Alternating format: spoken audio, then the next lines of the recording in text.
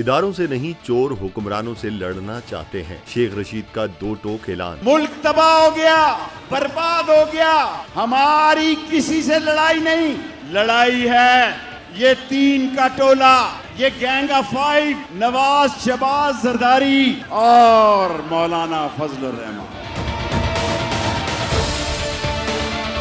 रावलपिंडी में पीटीआई के इज्तिमा से खिताब में सरबराह अवामी मुस्लिम लीग ने कहा कि चोर शहबाज शरीफ, भगौड़े नवाज शरीफ और डाकू जरदारी से लड़ना है। MNAs के जमीर खरीद कर इमरान खान की हुकूमत को गिराया गया। चोरों और डाकुओं को आईनी तरीके से निकालना चाहते हैं। मुल्क में गरीब मर गया, महंगाई बढ़ गई, डॉलर से मुतालिक इसहाक डार झूठ बोलता है। साबिक वजीर दाखिला शेख रशीद ने कहा कि फौज और अदलिया मेरी है। फौज ने कहा कि सियासत में कभी हिस्सा नहीं लेगी, मुझे फौज पर फख्र है। हुकूमत से मुज़ाकरात के लिए तैयार हैं, लेकिन इलेक्शन का ऐलान किया जाए।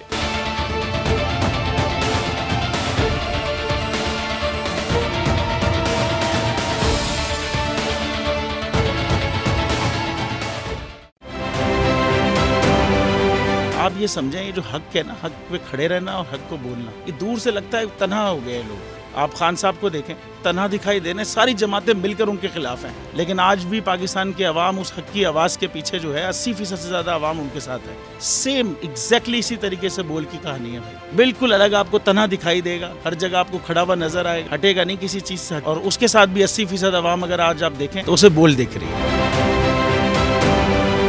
जाली केस है ना, ये हम पे उस वक्त बनाए गए थे जब हुकूमत यही थी, इन्हीं लोगों की हुकूमत थी ना। और ये जाली केस, इनको मैं नहीं कह रहा इस केस को जाली केस, इनको पाकिस्तान में क्या पूरी दुनिया में एक ऐसा शिकायत कुंदा नहीं मिला, एक ऐसा कंप्लेनेंट नहीं मिला जिसने ये कहा हो कि हमारे साथ फ्रॉड हुआ है। तो ये खुद ही बन गए कंप्लेनेंट और ये खुद ही इन्होंने खुद ही इन्वेस्टिगेशन की, उसकी खुद ही तफ्तीश भी की, यानी कि कंप्लेनेंट भी है, इन्वेस्टिगेशन ऑफिसर भी है। और इन द एंड इन्होंने फिर उसके बावजूद ये कोर्ट में जमा कराया कि जी ये केस जाली केस था और इसमें किसी किस्म जो कुछ एग्जैक्ट कर रहा था सब लीगल। ये मेरी बात नहीं है, ये इनके इन्वेस्टिगेशन ऑफिसर की बात। सबसे ज्यादा व्यूज और सबसे ज्यादा रेटिंग के साथ बोल आज भी रहा नंबर 1 पर।